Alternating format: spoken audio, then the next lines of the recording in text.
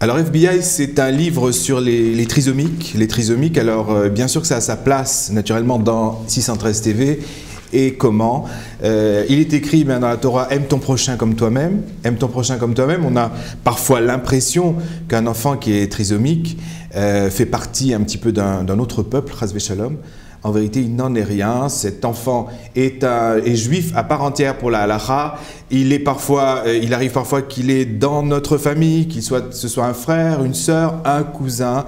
C'est un juif et un membre de la famille à part entière. Et là, ce livre FBI que vous avez amené, Youssef, FBI, c'est pas un thriller. En effet, c'est pas un thriller, c'est plutôt un livre qui va présenter de la relation d'un enfant trisomique qui va pouvoir s'intégrer dans une famille, dans un environnement social et tout l'apport de cet enfant auprès de la famille et auprès de son école puisqu'il est intégré.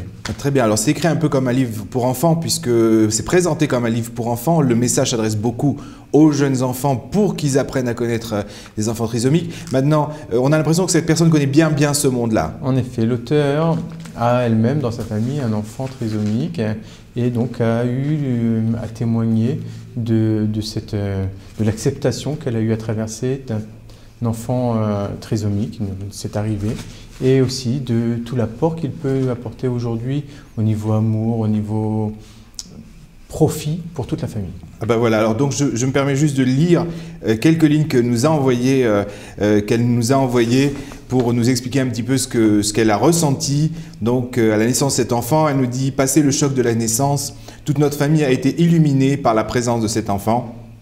Bien sûr, l'éducation d'un enfant trisomique est difficile. Néanmoins, tout est question d'acceptation de ce que Hachem nous envoie.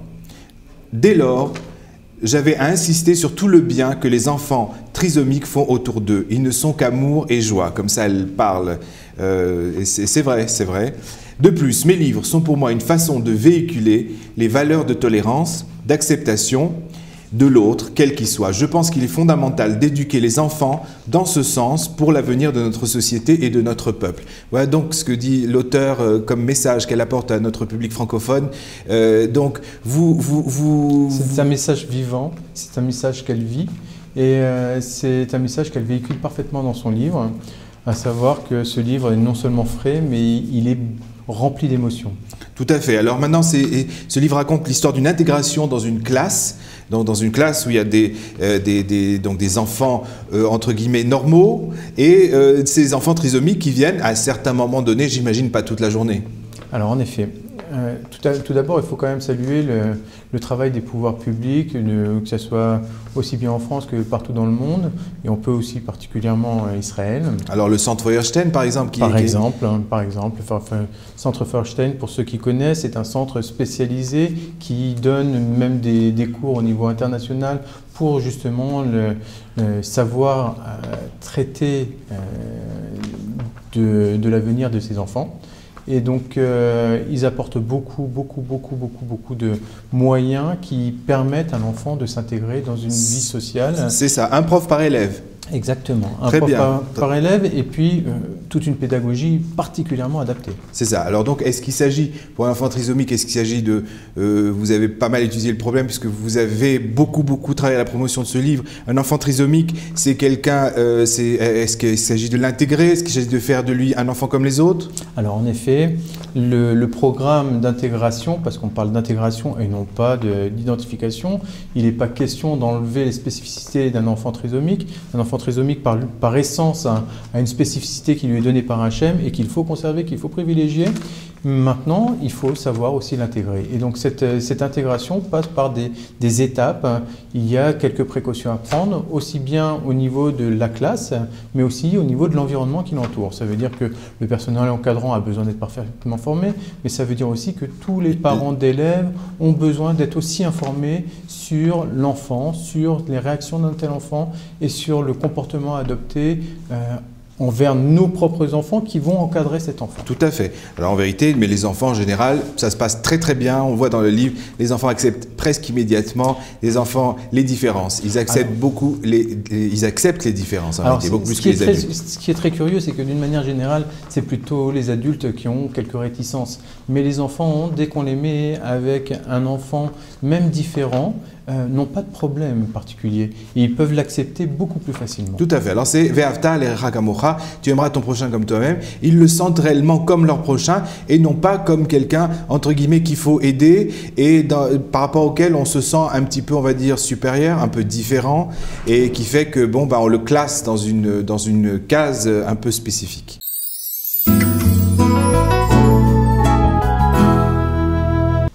Et en ce qui vous concerne, la lecture de ce livre vous a apporté quel profit? Moi déjà, je vous remercie beaucoup de l'avoir apporté ici, de l'avoir amené. Moi, effectivement, j'ai trouvé que les personnages étaient extrêmement bien campés, dans la mesure où on voit que on est proche de voisins qui ont un enfant, une petite fille trisomique. Et en Israël, alors la maison, l'immeuble, c'est une maison. Vous voyez, surtout dans les milieux, on va dire pratiquants, etc. C'est la maison. Donc elle est rentrée sans frapper chez nous pendant une dizaine d'années. Maintenant, ses parents lui ont appris à frapper. Elle rentrait chez tout le monde sans frapper. Et j'ai trouvé que le personnage était merveilleusement bien campé dans la mesure où il y a une franchise, un côté très, très net chez un enfant trisomique, dans le sens où quand on lui dit une phrase, la phrase est prise au pied de la lettre et les réponses sont données au pied de la lettre. Donc il y a une véritable communication avec eux.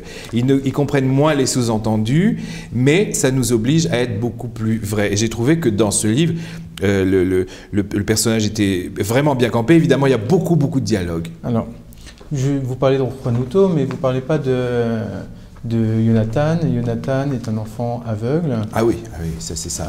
C'est que l'auteur, en fait, a pris non seulement un enfant trisomique, mais elle a pris aussi un enfant aveugle, puisqu'elle a voulu réellement éduquer, l'ouvrage est là pour éduquer les enfants à accepter des enfants différents. Et évidemment, le handicap de cet enfant aveugle est tout à fait... le handicap, c'est l'autre vie, on va dire, de cet enfant qui ne voit pas, qui est malvoyant, est tout à fait autre. Il y a une scène qui est d'ailleurs assez touchante. Il y a un voyage en Espagne, vous allez voir, c'est passionnant, surtout pour les jeunes, c'est très très passionnant. Il y a un voyage en Espagne et à un moment donné, il se retrouve dans un hôtel, dans un grand hôtel, très très moderne, style Hilton, etc. Et il se trompe d'étage. Donc lui qui voit pas et Jonathan qui voit, et ils sont petits, ils ont 12 ans, quoi. Ils sont un petit peu plus jeunes peut-être, ouais. Ils se retrouvent donc ils se trompent d'étage et donc celui qui voit va aller chercher où on est et va chercher le concierge. Et alors on se retrouve, lui, ce garçon non-voyant, se retrouve à ne plus avoir rien à faire dans ces couloirs que de s'asseoir sur la moquette. En entendant les bruits. Et on entend des bruits, en entendant parler de son père, sans trop comprendre, puisqu'il est dans un pays différent. Tout à fait. Alors, il y a toute une intrigue qui est très intéressante. Ce que je voulais savoir, c'est comment vous avez perçu ce livre au niveau de la famille. Comment vous voyez un enfant aujourd'hui trisomique dans une famille? Comment vous le verriez aujourd'hui? Est-ce que ça vous a apporté quelque chose de particulier? Ah oui, moi ça m'a apporté quelque chose de très particulier. C'est qu'il y a un énorme problème, enfin, que je pense qui est très important dans une famille où il y a un enfant trisomique, où il y a un enfant qui a des problèmes, mais particulièrement un enfant trisomique, parce que c'est un enfant sur lequel on doit se mettre sur sa longueur d'onde.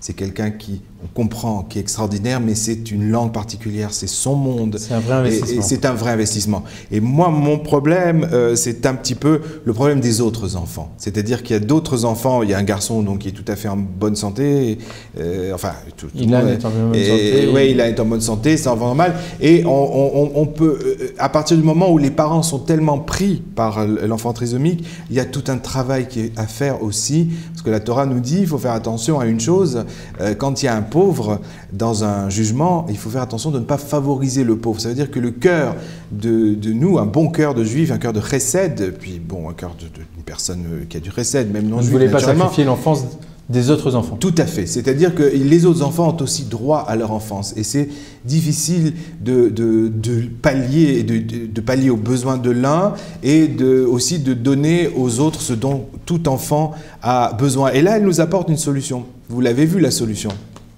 Tout à fait. La solution, c'est une solution intéressante puisque c'est une solution participative. Voilà. En fait, on s'aperçoit que plus on demandera de la participation des autres enfants, plus l'acceptation de l'enfant trisomique sera facile pour la famille. Tout à fait. En 2 mots, moi je traduis ça, un enfant qui vient comme ça dans une famille, c'est une pompe à recette, j'appelle ça, une pompe à recette, une pompe à bonté. C'est-à-dire que c'est obligé de nous tirer de la bonté de nous-mêmes, du don. Et il n'y a pas de raison que les parents le vivent comme quelque chose qui est une aventure uniquement pour eux, mais c'est l'aventure de toute la famille, des frères, des sœurs, de tout le monde. Et à partir du moment où c'est vécu comme ça, comme quelque chose dans lequel l'enfant vient et il vient pomper du recette, alors Dieu donne ce recette, donne l'énergie et il en donne à tout le monde et tout le monde participe. Et c'est ce qu'on voit donc dans ce très beau livre donc, que vous nous avez amené de Dina Batzion. C'est pas évidemment quand on le voit sur les étagères, c'est pas un livre qui a coûté très cher à la fabrication, ça n'est pas un livre sophistiqué, mais il est écrit vraiment avec cœur, avec une véritable recherche et avec beaucoup d'intelligence. Est-ce que vous le conseilleriez quand même aux parents? Ah, moi je le conseille comme plus, je le conseille autant aux enfants qu'aux parents. Enfin, moi, en tant que lecteur, en tant que parent, j'ai vraiment beaucoup apprécié et appris à connaître ces personnages. On va se quitter donc sur ce livre, du vrai, de la vérité. FBI, c'est un livre pour enfants, mais qui parle de vérité. On peut le trouver dans toutes les bonnes librairies, particulièrement aussi dans les librairies juives, puisque évidemment il n'y a pas des réseaux de distribution énormes pour ce genre de livre, donc il faut aller en librairie juive. Et puis bien entendu sur le site de Yosef Brami, l'officiel du livre juif. L'officiel du livre juif, d'accord. Vous tapez dans Internet l'officiel du livre juif. Merci beaucoup Yosef pour ce beau cadeau que vous nous avez fait, de nous amener ce magnifique livre et ces histoires d'enfants qui sont nos prochains.